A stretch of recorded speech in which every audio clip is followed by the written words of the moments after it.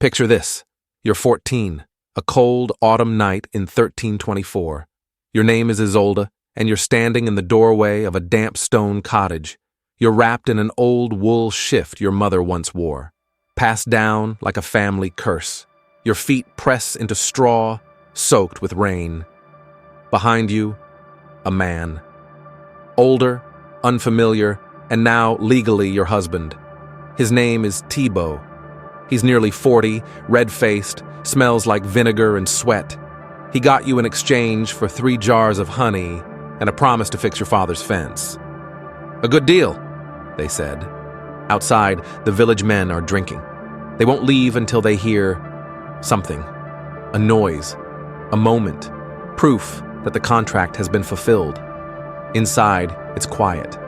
Thibaut steps in. Quiet. Expecting. You stay still, because stillness is safety, and silence is obedience. This isn't a love story. It isn't even cruelty. It's just tradition. In medieval Europe, a girl's value wasn't measured in gold. It was measured in what she didn't say. Her silence. Her stillness. That was the receipt. Morning comes slow, not with sunlight, but with smoke, mud, the sting of damp wool clinging to your back. You didn't sleep. You couldn't. You just stared at the dark ceiling and waited for the noise outside to stop. It never did. The voices return early. A fist bangs against the wooden door. "Let's see the sheets." You flinch. Of course they're serious. Thibaut doesn't ask you anything. He just pulls the linen from beneath your body like it's a rug. The fabric sticks. You bite down hard. There's a small stain. Maybe enough, maybe not. But he doesn't seem worried. He walks outside holding the sheet like a flag. The crowd cheers. A few claps. One man whistles. It's not joy. It's confirmation. You pull your knees in tighter, not from shame, not even fear, from knowing that they aren't angry at you. They don't even see you. In this world, a girl's blood is worth more than her voice. And silence? Even more valuable. Some girls bleed too much, others, not at all. The smart ones hide a sliver of chicken liver under the mattress, or scratch their thigh, because no blood means no proof, and no proof means disgrace, or annulment, or worse. Today, you were lucky. That's what they'll say. You made your husband a man. You proved your worth, and you gave the village exactly what they wanted, a story they could believe. By the 3rd day, they stopped knocking. There's no more cheering, no more jokes through the door. You're no longer interesting. You're just his wife now. Thibaut rises before dawn, eats in silence, leaves without a word. He doesn't look at you unless he needs something. Food, water, a body that doesn't talk too much. You scrub his tunic in a freezing basin while your hands turn red. You learn where he keeps the coins, how much bread he allows per week, when to speak, when not to exist. Once, you ask if you can visit your sister. He doesn't answer, just spits on the floor. At church, the priest reminds everyone, a wife's duty is to serve. Her body is not her own, but her husband's, as God commands. By the 3rd day, they stop knocking. There's no more cheering, no more jokes through the door. You're no longer interesting. You're just his wife now. Thibaut rises before dawn, eats in silence, leaves without a word. He doesn't look at you unless he needs something. Food, water, a body that doesn't talk too much. You scrub his tunic in a freezing basin while your hands turn red. You learn where he keeps the coins, how much bread he allows per week, when to speak, when not to exist. Once, you ask if you can visit your sister. He doesn't answer, just spits on the floor. At church, the priest reminds everyone, a wife's duty is to serve. Her body is not her own, but her husband's, as God commands. You nod along. So do the other women. None of you make eye contact. It's not shame, it's survival. You bleed again, not from hurt this time, from routine, from doing what's expected. You clean the sheets yourself now, quietly, carefully. Sometimes you catch your reflection in the wash basin. You look like a girl wearing someone else's face. They told you marriage was holy, sacred, a bond before God. But it feels more like a long, slow erasure. In medieval Europe, being a wife meant disappearing, not all at once.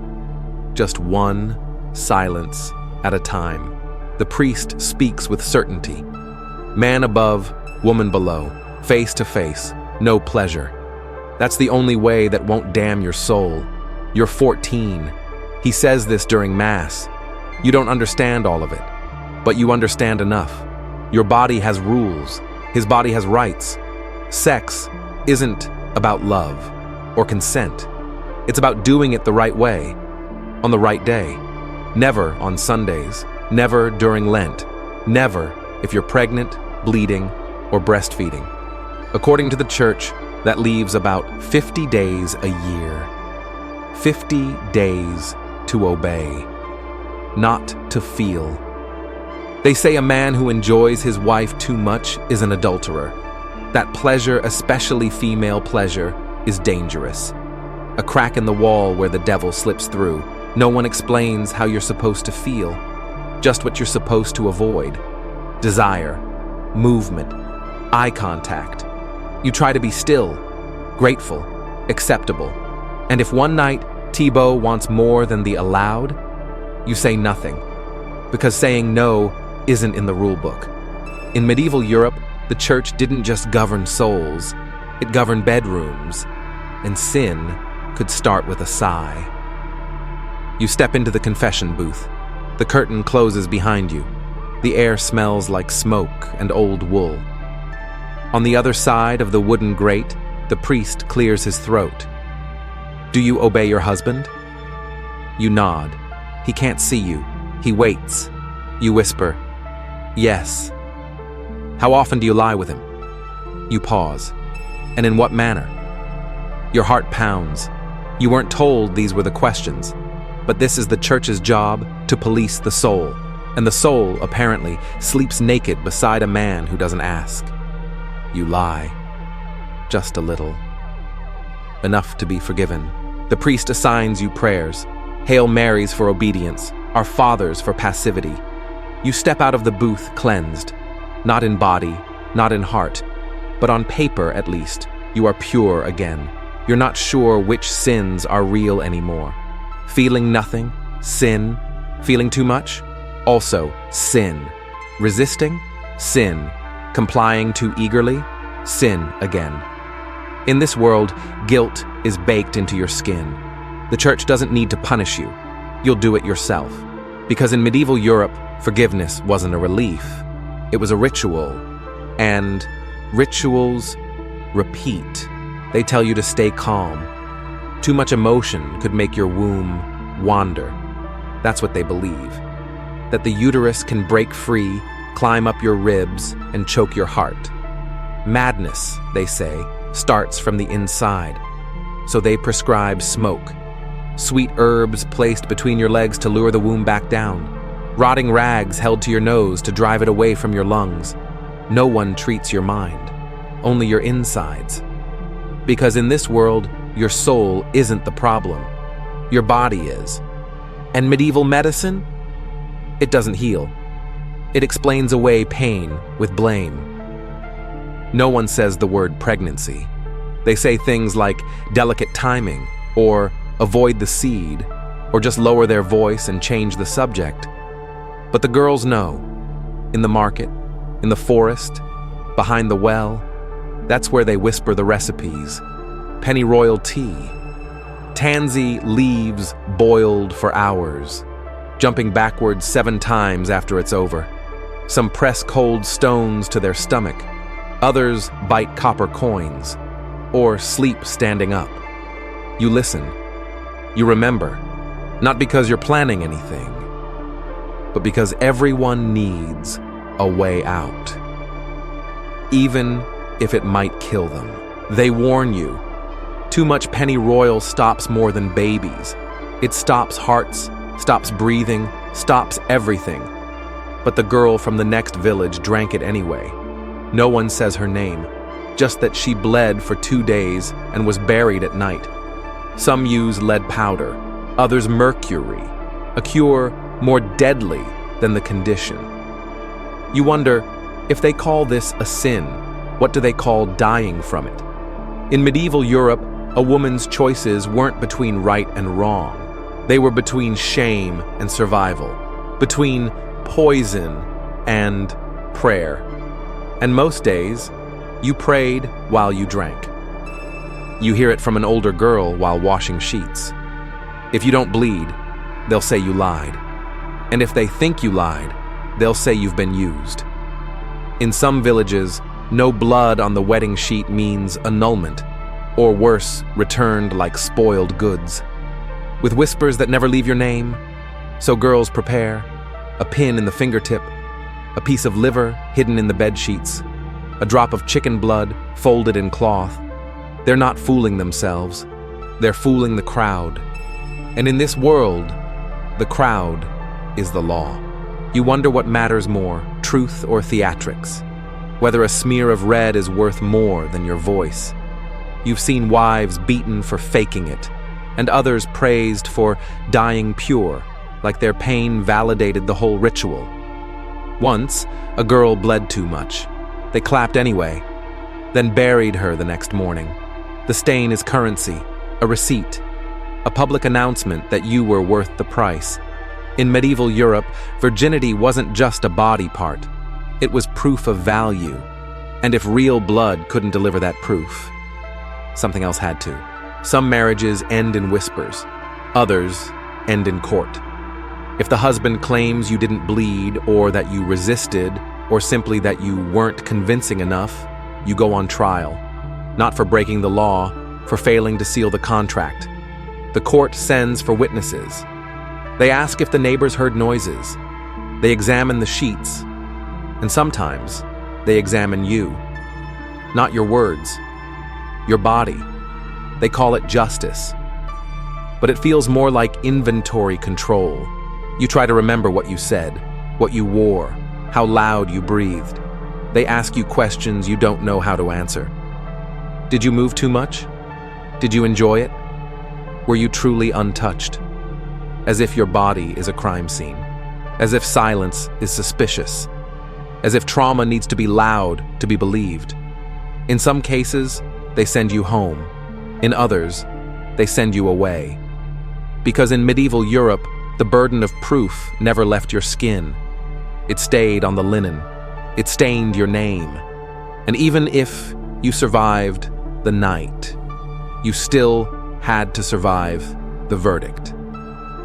It's not just the men who police you, it's the women too. The ones who nod at the priest, who whisper what's proper over laundry buckets, who say things like, better a silent husband than a loud disgrace. They watch how you walk, how you greet the butcher, how much time you spend at the well. One wrong look, and you're no longer modest. One wrong word, and you're no longer pure. You're a warning, a lesson, a rumor waiting to spread, so you lower your voice, lower your eyes, lower your expectations. But sometimes, they look at you differently. Not judgment, not kindness, something else. A flicker behind the eyes, a memory they never say aloud. One morning, the baker's wife slips you extra bread, says nothing, just nods. That's it. But it feels like a sentence without words. You start to understand, some of them aren't loyal to the rules. They're just too tired to break them. In medieval Europe, women weren't just wives or daughters. They were watchers, enforcers, survivors. And sometimes silence wasn't obedience. It was collaboration or camouflage. One night, you wake gasping, chest tight, limbs frozen, a pressure on your ribs, a shape in the dark. You tell no one, but your body remembers. Your breath, your sweat, the way your heart won't settle. Weeks later, at confession, the priest warns of demons. Succubi visit women in sleep, he says. They feed on your lust, on your sin. You don't tell him about your dream, because if you did, he might not say, "You were attacked." He might say, "You invited it." And that's the danger. Not the nightmare, but being blamed for dreaming it. You hear of other women, the ones who spoke too soon, who said they woke up unable to breathe, or felt hands that vanished with the candlelight. Some were sent to prayer cells, others to burn. They call it demonic temptation. You call it sleep. The healer says it's the womb misbehaving again. The priest says it's Satan. No one says it might just be fear. In medieval Europe, a woman's terror had to be translated into sin, possession, or proof she'd betrayed God. You learn to sleep still, to forget the dream before your feet touch the floor. Because here, even your nightmares can put you on trial. When the blood comes, you hide it. You were told what it means, not fertility, not womanhood, but punishment. They say Eve bled first after she took the fruit, that every month you bleed because she sinned, that your body is a reminder of her betrayal. So, no church for you, no sacred relics, no cooking for others. You'll sour the wine, the baker's wife mutters, curdle the milk, kill the seeds. You wonder how a body can do all that just by bleeding in private. During your time, they send you to the far room, or outside if space runs out. You are a risk to the house, they say, a pollutant in human form. No one touches your hands, no one meets your eyes. You are not unclean, you are untouchable. The healer prescribes herbs to dry the evil. The priest says nothing. He only avoids standing too close. You wash your cloth in silence, hang it behind the shed, pray no one sees the stains. Pray harder that they do, so they'll know you're normal. In medieval Europe, the female cycle was not a rhythm. It was evidence of guilt, and your only defense was staying out of sight. The village healer says your color looks wrong. She means your cheeks, or maybe your hips. Thibaut calls the physician, not for your health, for your fertility. He wants to know if you'll give him a son, or just cost him bread. The man brings tools, a chart, a measuring string. He stares more than he speaks, then says, "She's narrow, might be barren." You're still in the room when he says it. No one asks how you feel. No one wonders what you want. You're not here to want. You're here to function. They make you urinate in a cup. He holds it to the light, nods solemnly like it's prophecy. He scribbles something. You can't read it. Thibaut doesn't ask for details, just the bottom line. Can she carry? The man shrugs. Maybe. That's enough. Not hope, not comfort. Just enough not to return you. Later that night, you touch your own stomach and wonder if it belongs to you at all. In medieval Europe, a woman's worth wasn't measured by her voice, her mind, or her pain. It was in her pelvis, in how wide it opened, and how many names it could inherit. Thibaut visits the tavern twice a week, always alone, never questioned. You hear things about the girl who pours his ale, about the servant in the priest's house, about a widow he visits for business. No one calls it cheating. No one cares. A married man with a mistress? It's just a man being a man.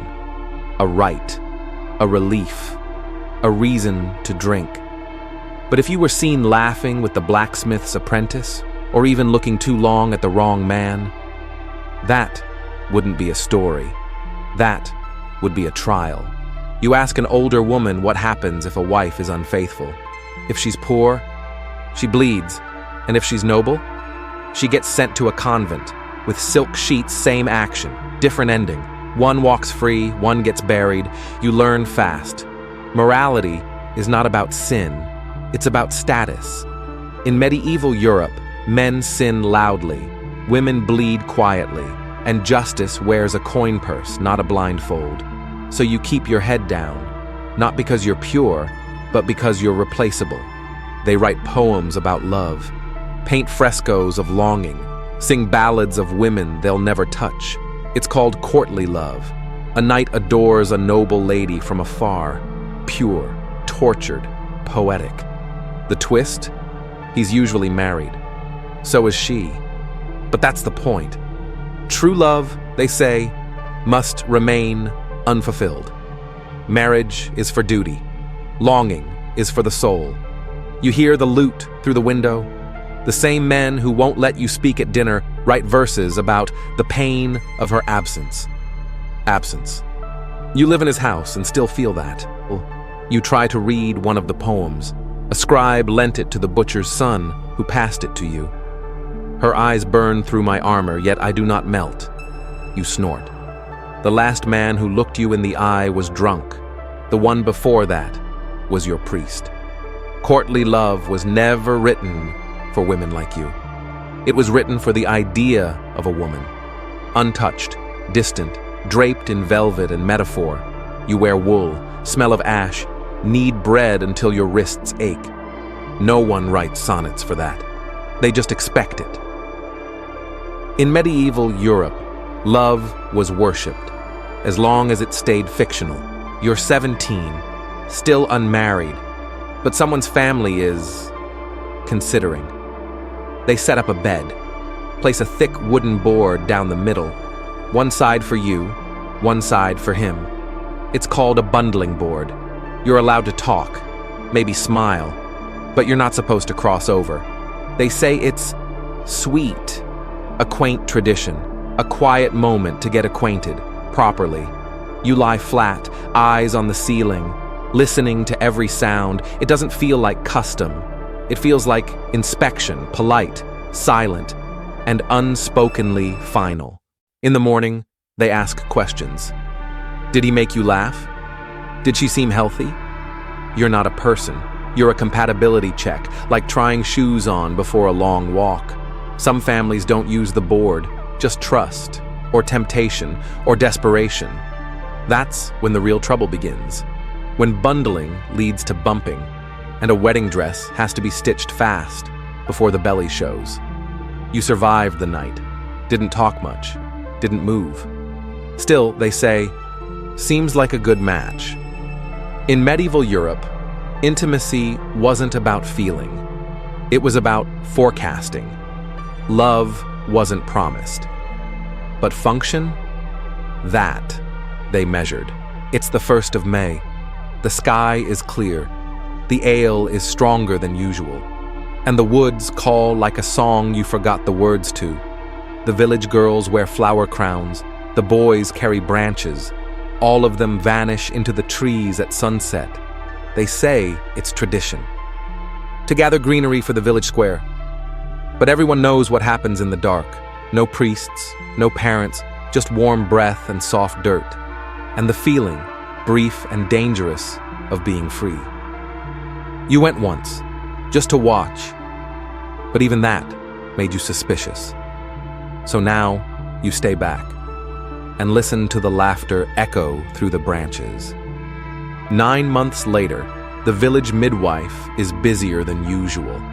So is the gossip. She went into the woods. He's not the father.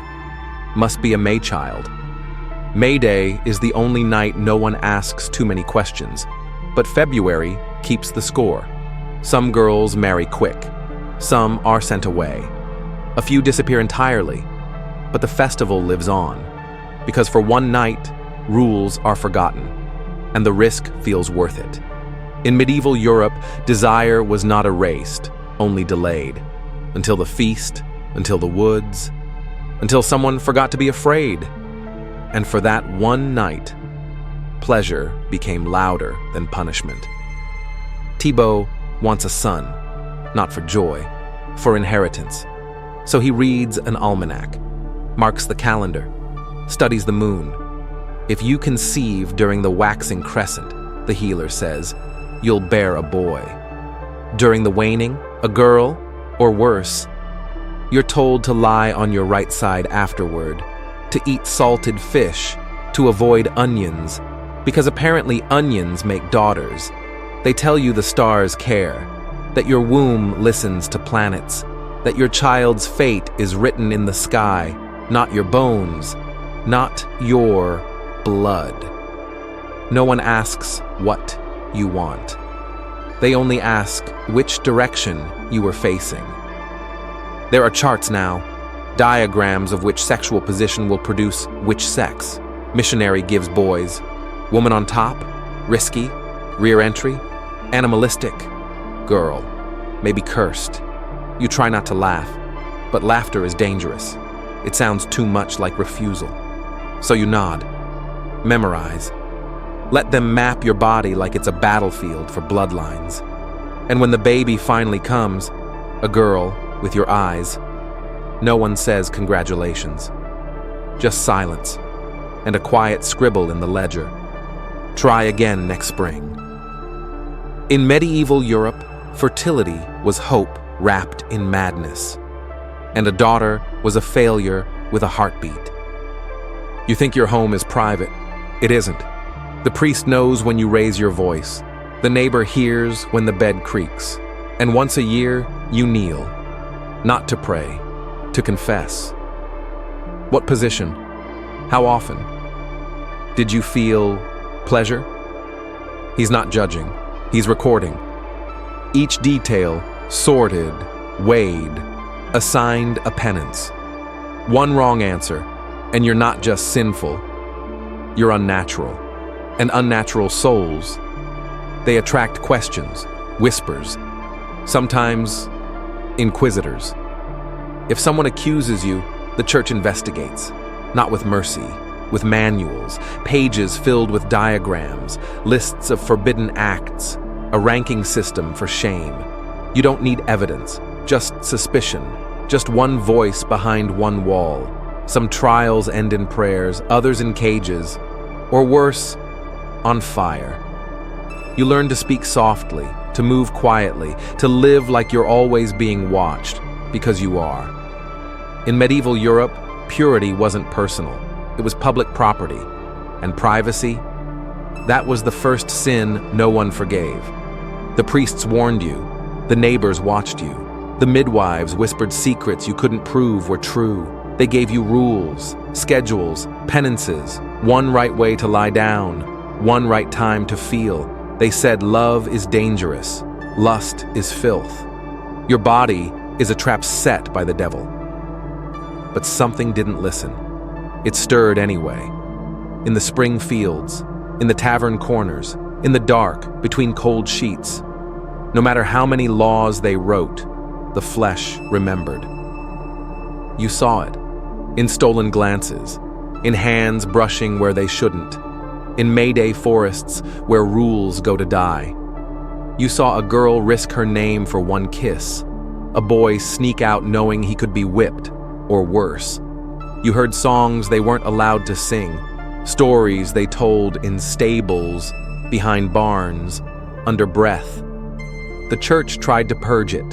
The law tried to punish it. But still, desire leaked through the cracks. It changed names, hid inside marriage, disguised itself as prayer.